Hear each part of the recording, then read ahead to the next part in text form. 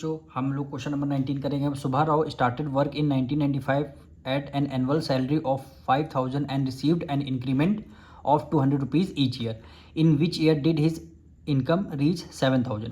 मतलब सुभा राव एक कहीं वर्क करती हैं, कब से कब वर्क कर रहे हैं, 1995 से, और इनकी एनुअल सैलरी 5000 रुपीज़ है और इंक्रीमेंट कितना होता है, एवरी ईयर 200 रुपीज़ का इंक्रीमेंट होता है। तो कौन से ईयर में, कह रहा है इन विच ईयर, कह रहा है इन विच ईयर, कौन से ईयर में सैलरी इनकी 7000 रुपीज़ हो जाएगी। तो सबसे पहले हम क्या करेंगे, 5000 है तो सैलरी इनकी कब से, 1995 में 5000 और कितना इंक्रीमेंट हो रहा है, 200 रुपीज़। यानी 5000 में फर्स्ट ईयर में 5000 हुआ, सेकेंड ईयर में 5200 हो गया, यानी 200 का इंक्रीमेंट हुआ। फिर थर्ड ईयर में कितना हुआ, इसमें भी 200 ऐड कर देंगे, यानी 5400 हुआ। ठीक, 5400 हुआ।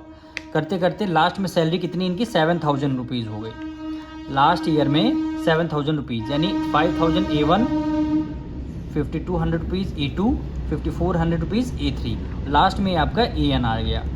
यहाँ से आपको N की वैल्यू फाइंड करनी है। फॉर्मूला क्या होता है, AN equal to A1 plus N-1D। AN कितना है, 7000 है, AN आपका 7000 इक्वल टू A1 आपका 5000 हो गया, प्लस N की वैल्यू आपको फाइंड करनी है, N-1 D की वैल्यू देखिए 200 रुपीज़ का इंक्रीमेंट हुआ, यानी D कैसे निकलता है, A2 minus A1, A2 5200 rupees और A1 5000 रुपीज़, दोनों को माइनस कर देंगे, D की वैल्यू कितना 200 आ गया।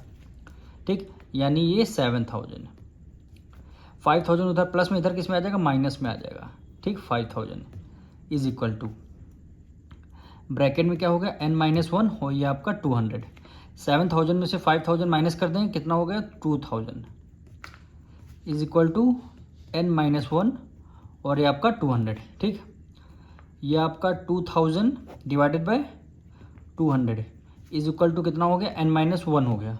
ठीक है, 2 0 से 2 0 कैंसिल, 2 1 2, 2 1 2 0, यानी 10, उधर 1 उधर माइनस में, इधर किस में आ जाएगा, प्लस में, यानी N की वैल्यू कितनी आ गई, 11, यानी 11 N की वैल्यू 11 आ गई। अब हमें क्या करना है, कब से इन्होंने वर्क स्टार्ट किया था, 1995, कब से वर्क स्टार्ट किया, 1995, फिर सेकेंड ईयर कितना हो गया, 1996, थर्ड ईयर कितना हो गया, 1997।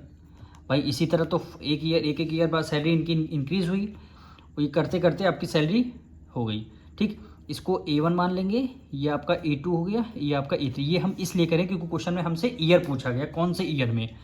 ठीक है, तो हम यहाँ से AN equal to A1 plus N-1D आ गया।